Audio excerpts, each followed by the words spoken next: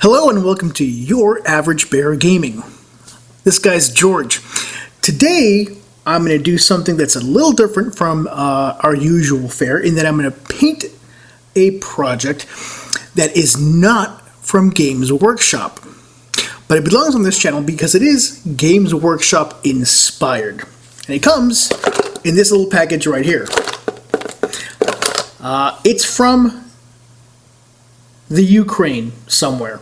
If I could speak that language, I could tell you more specifically, but it's from the Ukraine. I bought it from eBay. It looked really cute, irresistible, and I thought it would be a perfect fit for this channel. I'm calling him Grotgu. Let's take a look.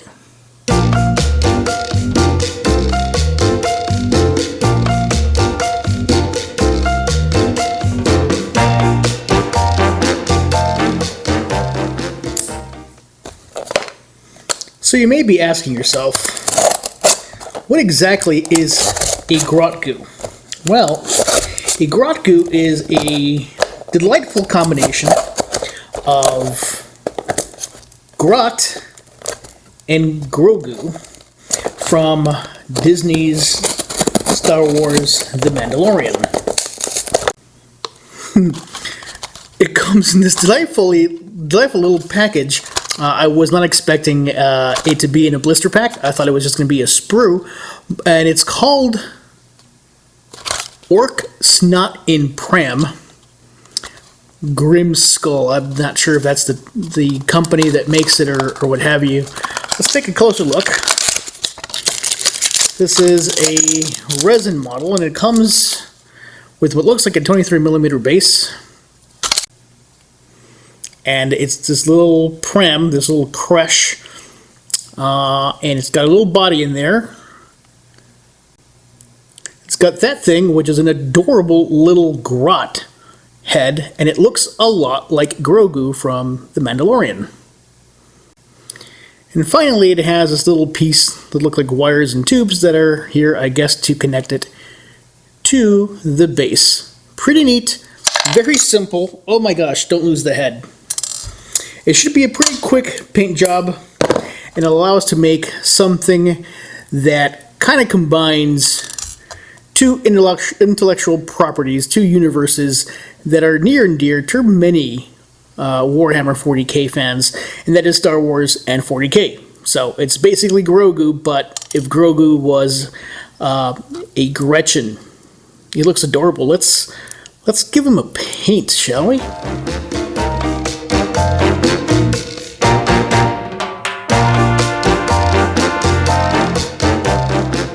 Alright, here is my adorable little Grot in his little bassinet, in his little pod.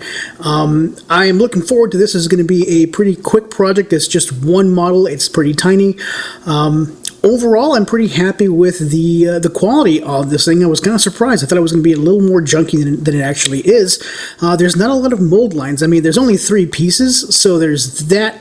But everything looks pretty nice. The details are kind of in between. They're not super sharp like Games Workshop stuff, but it's not really soft like Games Workshop's old stuff or the metal models. It's somewhere in between. It's an adequate amount of detail, I think. So the plan is to hit this first with a Basecoat Glaze. It's these 4 paints you see right here. Mummy Robes, it's like an off-white for the pod. Goblin Green for the skin of my little Grot. Monster Brown for the robes, and Necromancer Cloak kind of for the inside behind the little Grot that's in that little pod. That's the general plan. Once the Basecoat Glaze goes on there, I'll hit it with some wash, and then I'll enhance it, maybe with some dry brushing, certainly with a bit of detail work, and maybe a little bit of weathering. Who knows? We'll see where this project takes me. But I'm looking forward to it.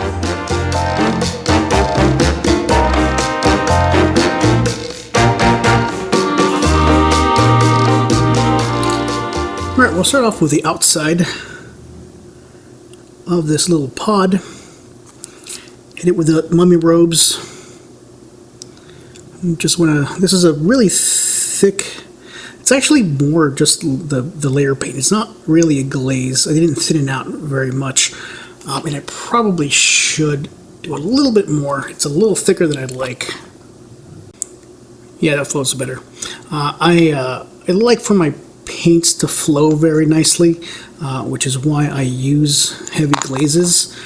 And this is kind of pushing the limit of what I think a glaze is. It's probably not a glaze. It's probably more of just a normal run-of-the-mill layer paint, but that's okay. I want this to be nice and not thick, but I want to have plenty of coverage for this color because it is a white, and I don't have a ton of experience with white, so I don't want to struggle with it too much. And if it's too thick, if it's got a lot of, if it's too sticky and gloopy, I can always go back and give it another coat with much thinner glaze, and that has a way of removing or masking a lot of the brush strokes that you can get if you use paint that's too thick. For the head, I've got that goblin green glaze. I'm just going to slap it on there.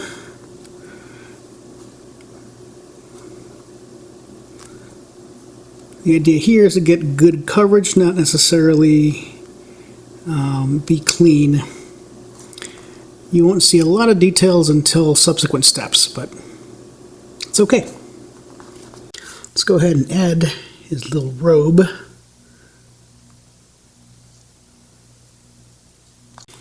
And then we'll start in on the dark gray stuff back here. There's like a couple of grenades or something back here, which is interesting, but it's really not the focus of this model, so I'm just going to hide it a bit with this dark gray.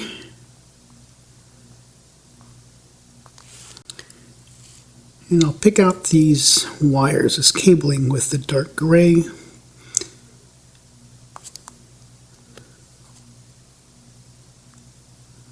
It'll end up looking a little bit more black than this, but that's in later steps.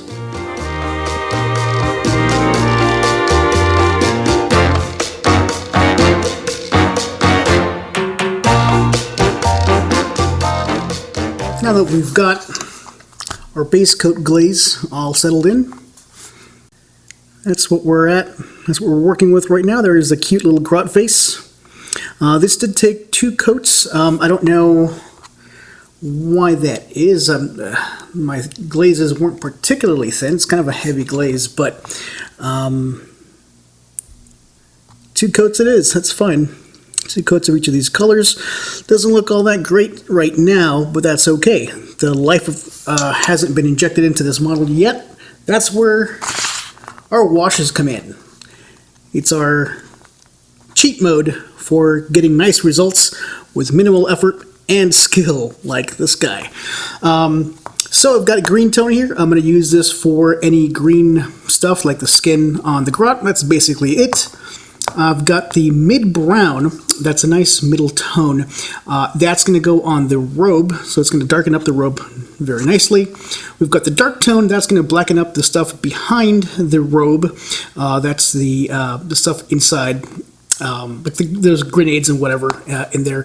And finally, the soft tone. That's going to go on the outside of the pod to make it a little less white, make it a little grimy. So we'll start off with the dark tone, and I'm not going to thin it down at all. It's pretty good just the way it is. Sometimes I do have to thin it down, but for this application I do want it nice and dark, so that's going to be fine. And so just add it on to all that gray stuff.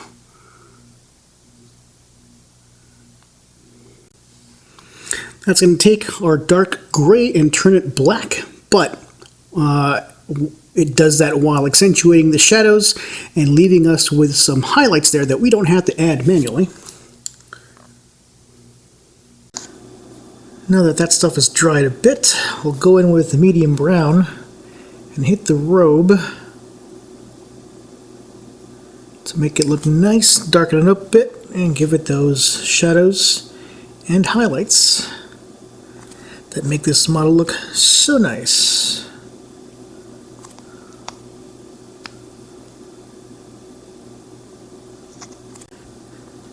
Now, with a soft tone, we'll give it the last layer of this.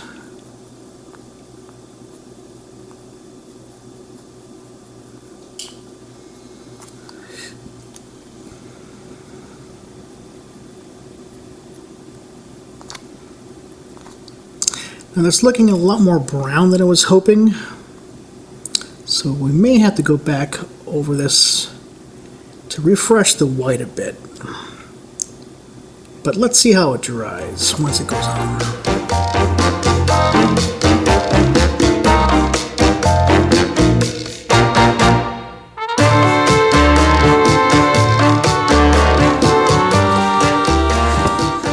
So this next step is pretty optional, right? It's not required. If you were just going for a table-ready standard, then you can skip this step entirely.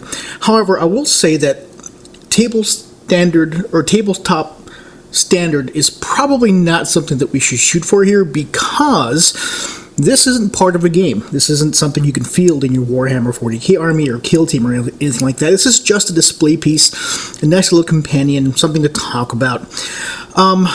So you probably want to go for a slightly higher standard, right? And so in order to do that for this model, you notice how the egg looks pretty brown and it's pretty messy and gross, and that's mostly by design, but I didn't want it to be this brown. I wanted it to be white with, you know, some grime. And so there's a couple of ways I could correct this. Some of them are harder than others. I think what I'm going to try here is I'm just going to go over this creche, this berm. I'm going to go over it with some mummy robes, that off-white that I used for the base, but I'm not going to glaze. I am going to dry brush. What this is going to do, I hope, is give me that appearance of the white while retaining some of that griminess. And so it's not going to impact those recess areas, which means that I don't have to worry about going back and adding shadows again, since the shadows are still there.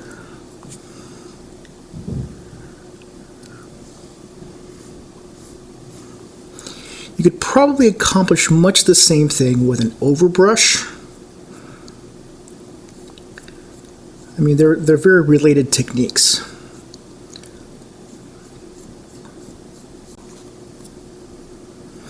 So just with that very first pass of the dry brush, you can kind of see how it's becoming a bit more white.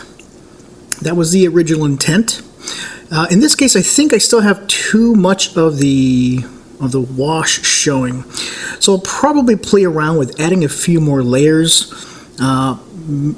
Maybe adding another dry brush of very light. So maybe go back in here with white, pure white, to just give it some additional highlights. But the idea overall is just to bring this back to the originally intended white color. Well, off-white, really. Alright, so here I'm going to add just a pure white, a very nice light dry brush. Oh yeah, actually that makes quite a bit of difference. We're basically almost highlighting some of the areas.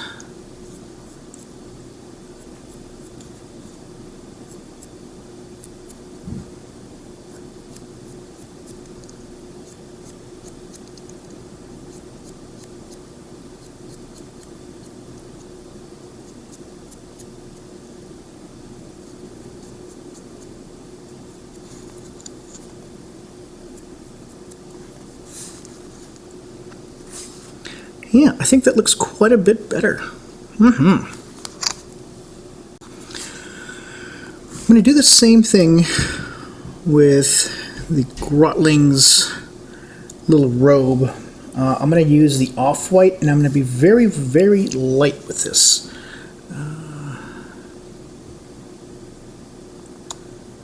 I just want some of the highlights to show up.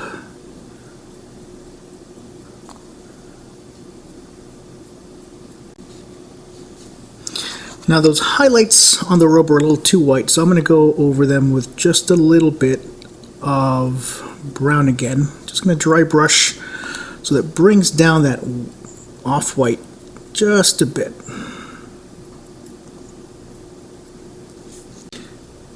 Now in the background, I know it's hard to see, but you'll see that all that stuff that's kind of black right now, they're like missiles and grenades and stuff like that. Grotgu here is loaded for bear, so I'm going to go over there with just some metallic gunmetal, and I'm just going to dry brush that, just to kind of emphasize the metallic nature and that, yeah, there's something there. Nobody cares. Look at the Grotgu's face, but it's there. And in fact, I'll do the same thing with the gray, with the black spots here, to remind people that this is a metallic deal.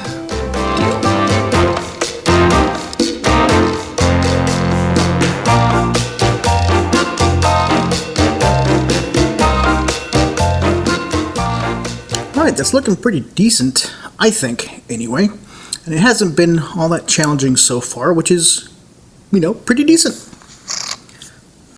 So the next step is to add some details, and for this I'm going to use a very bright orange. This is an orange that I've basically not thinned out except with a little bit of flow improver, and that's just to make it less sticky. I'm using orange because that's what the reference images kind of use. So I want to stick as faithfully as possible to Grogu's kind of paint scheme. And so since they use orange, so will I. It doesn't stand out as much as I'd like over this white, but I think it's going to be alright.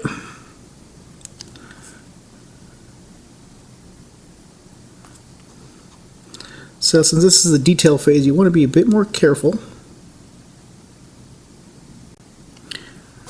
And I'm also going to pick out these little discs here on the side,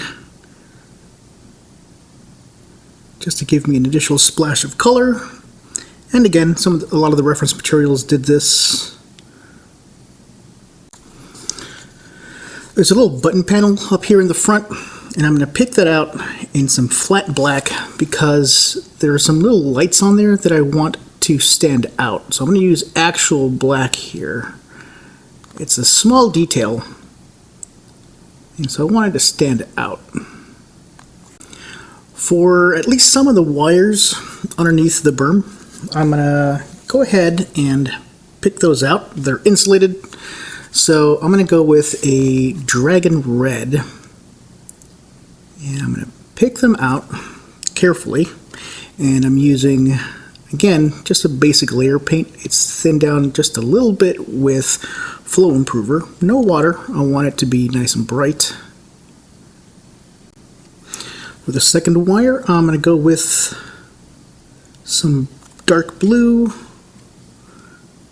and very carefully cover those areas where there's that second wire. There's also this little feature right here. It looks like a bullet hole to me. I thought it was going to be something else, but it looks like someone took a shot at our little friend here. So I'm going to darken that up with some actual black. So I'm going to emphasize it rather than hide it to bring attention to it. There are also a couple of little bands here. They seem to be bundling the wires together. And so this is going to be tough to pick out, so I'm just going to use some black to pick that out and add some additional detail to our little friend here. To the front of that little button panel there, I'm going to add just a little dot of white because there's some look like lights on there.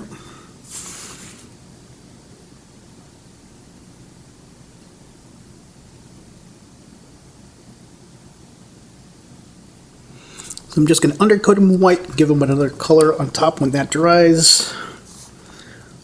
Really important detail here is the eyeballs. And I'm going to give him just black eyes because Grogu has just the cutest, blackest eyes. But it's a very small detail, so you want to make sure to use a very tiny brush and just touch. Now I'm also going to go in here and give this guy some teeth. There's not a lot of room on this model for teeth, so you have to be very careful. I'm going to use the off-white with my tiniest little brush. I'm just gonna basically do some overbrushing on where the teeth are. This lets the paint do the work. And it's gonna be very subtle. And I'll do the same thing, the same color on the kind of leading edges of the face, just to give him some more contrast.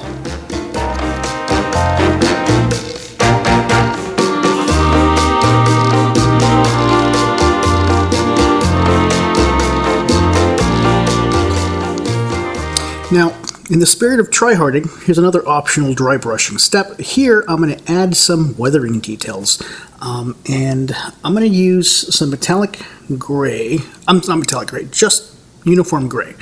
And I'm going to be very, very selective. It's going to be very sparse, kind of a dry brush. So I want to make sure my brush is nice and dry. And then I'm going to run it across some of the edges.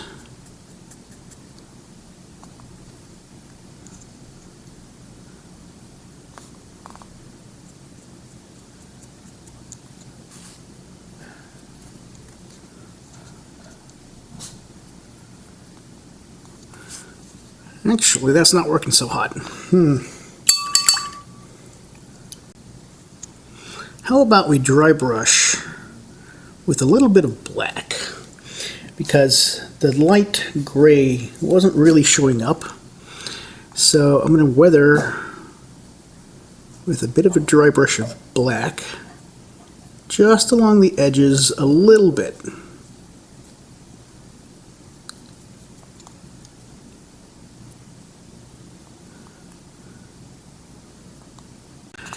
And I think with all that, our painting is done. I might want to go back in there. You know what? I'm going to do it. I'm going to add just a little dot of reflection on the eyes. Just the tiniest little dot to show that they're shining.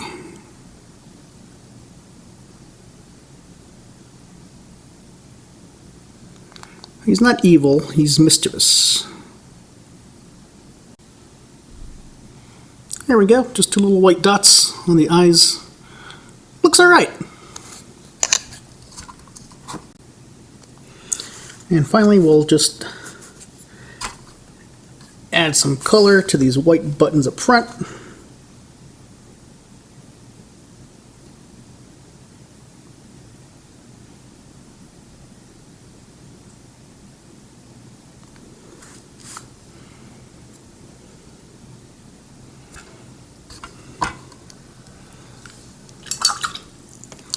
I think that's good enough.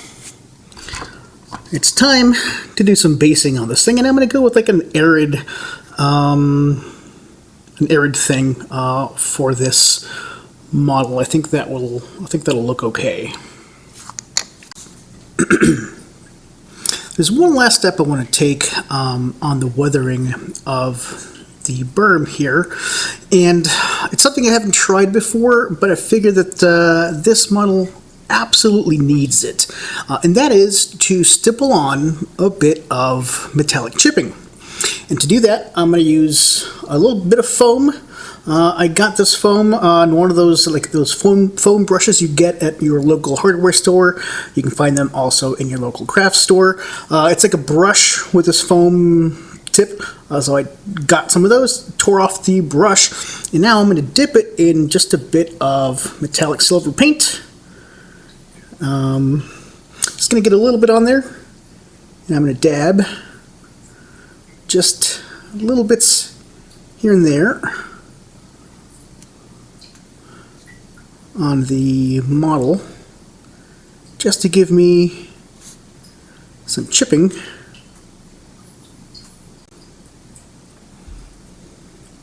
I probably need to refine this technique, but this is the first time I've ever tried it before. It doesn't look so bad. I like it. Yeah, I'll take it. Now I just need to finish working on the base. I'm working on this, so I wasn't intending to do this last step of weathering, this chipping, but I'm waiting for this this Armageddon dust to dry on the base, so I can add some of the other paint elements to it. And it's taking a long time to dry, I think. So I'm going to leave this overnight.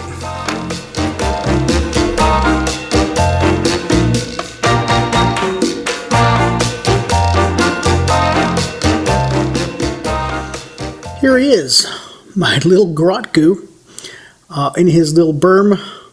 I don't even know what a berm means, but that's what it was called. So I'm just going to go with it. I added a few little tufts of grass. I wanted to emphasize the green, even though it's kind of a deserty, rocky terrain. I just couldn't resist to add just a few patches of color. This was a pretty short and sweet little project. It wasn't a big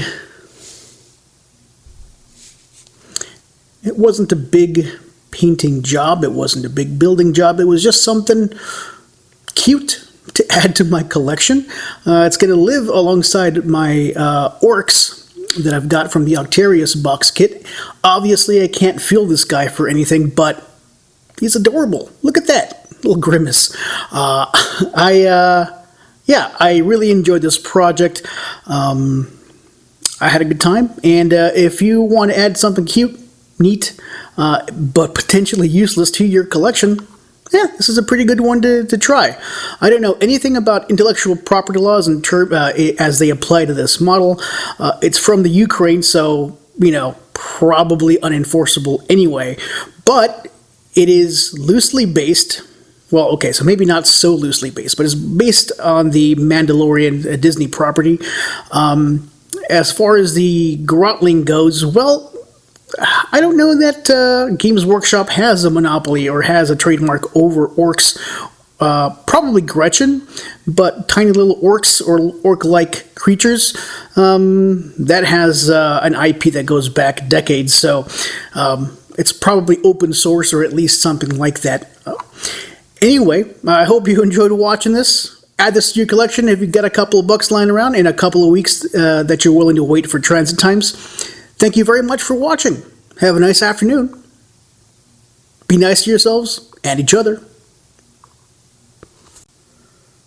Grotgu says, peace!